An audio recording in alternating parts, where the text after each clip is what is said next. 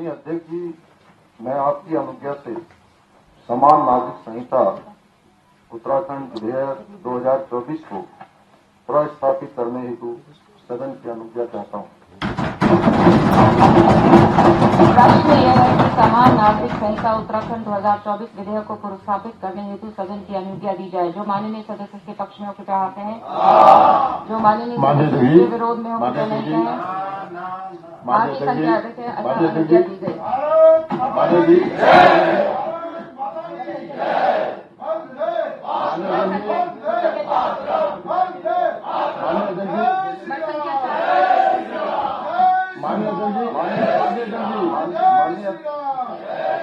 माननीय अध्यक्ष जी, मैं आपकी अनुज्ञा से समान नागरिक संहिता उत्तराखंड विधेयक 2024 को पुनर्स्थापित करता हूँ। प्रतियां वितरित की जाए, प्रतियां दे दी जाए।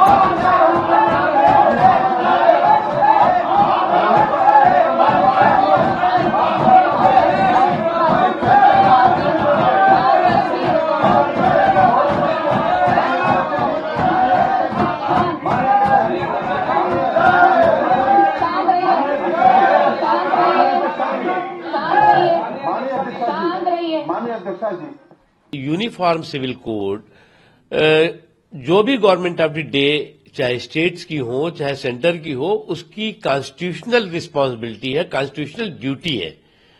और कॉमन सिविल कोड को लेकर के जो लोगों ने कंफ्यूजन क्रिएट करने की कोशिश की है, कॉमन सिविल कोड किसी धर्म के धार्मिक जो उसकी अधिकार है या धार्मिक कर्तव्य है, उस पर किसी तरह का कोई बंदिश है, किसी तरह की रोक थोड़ी है भैया।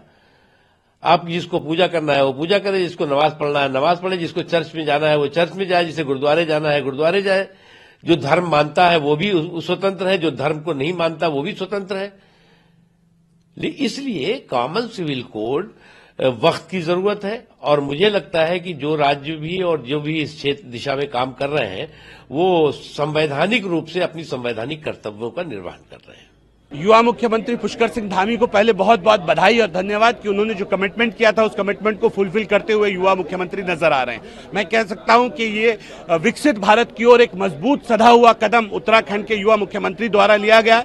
और इस यूसीसी में मैं ये कह सकता हूं कि जब जो विकसित देश हैं, हम उस विकसित देश की श्रेणी में तभी खड़े होंगे जब हमारे जो लॉज हैं वो समान होंगे, जब यूनिफॉर्मिटी आएगी, जब एक समानता आएगी। और मैं कह सकता हूं जो यूसीसी जिन देशों में लागू है, चाहे अमेरिका हो, इंग्लैंड हो, जर्मनी हो, फ्रांस हो, इटली हो, उन तमाम देशों में मुसलमान भी रहते हैं, हिंदू भी रहते हैं, क्रिश्चियन भी रहते हैं, सिख भी रहते हैं, और सब अपने अपने मजहब को इत्मीनान से फॉलो कर रहे हैं। जितना मैं अपने मुख्यमंत्री को जानता हूं, अपने विचार, अपने परिवार को जानता हूं, अपने अपनी सरकार को जानता हूं और मोदी जी को जानता हूं, मैं कह सकता हूं कि ये किसी धर्म के खिलाफ नहीं है।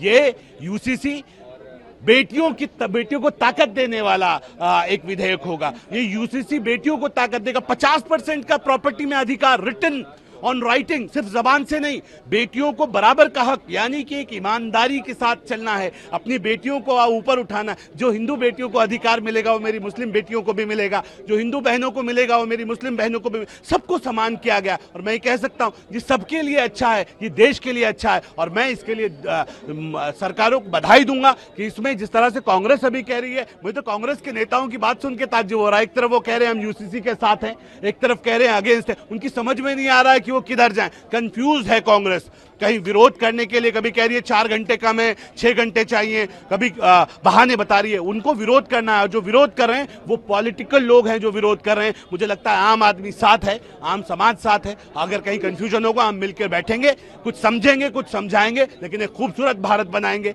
मुझे लगता है ना अब डरेंगे, ना डराएंगे, ना लड़ेंगे, ना लड़ाएंगे। मोदी जी का श्रेष्ठ भारत बनाएंगे, उस दिशा में हम आगे बढ़ेंगे। देखिए, हमने कहा ना, अगर कोई कानून ऐसा बनता है जो हमें मुसलमानों को कुरान पाक ने जो हिदायत दी हैं उसके खिलाफ बनता है, जैसे कि हम 1450 साल से पैतृक संपत्ति में बेटी का हिस्सा हम दे रहे हैं, कितना दे रहे हैं वो अलग बात है, उसके खिलाफ कोई कानून बनता है तो हम उसको मानने को तैयार नहीं हैं।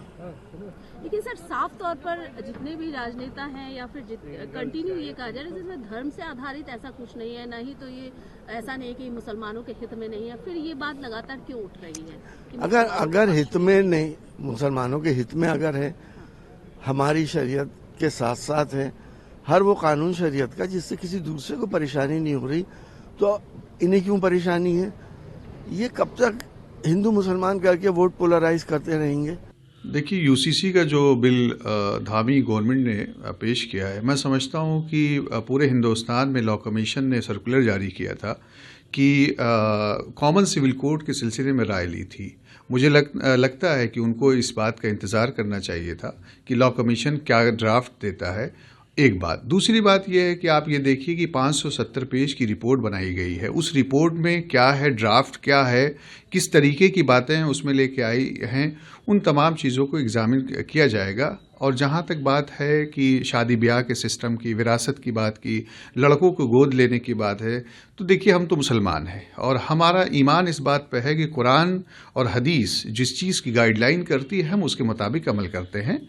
जहाँ तक मामला ये रहा कि यूसीसी पे क्या होगा, अब देखते हैं कि उसमें निकल के क्या चीज़ें आती है, फिर इस पर बात होगी। लेकिन लॉ कमीशन के ड्राफ्ट का आज भी हिंदुस्तान की आवाम उसका इंतज़ार कर रही है, देखती है इसको। यूनिफॉर्म सिविल कोड का मसला है तो आप सब जानते हैं इसका मतलब ये होता है कि तमाम लॉज में यूनिफॉर्मिटी लाना। क्या इस बिल से या इसका ये बिल है या एक्ट बनता है जो भी है, तो क्या इससे कोई यूनिफॉर्म तमाम कवानीन में, तमाम लॉज में यूनिफॉर्मिटी आ जाएगी? और फिर ऑलरेडी अगर इससे आप किसी भी कम्युनिटी को एग्जेम्प्ट करने को कहते हैं या एग्जेम्प्ट करते हैं तो फिर वो यूनिफॉर्म सिविल कोड कहाँ रह गया? और फिर ऑलरेडी मुल्क के कॉन्स्टिट्यूशन के आर्टिकल 25 में हर शहरी को अपने मजहब पर अमल करने की पूरी आज़ादी दी है।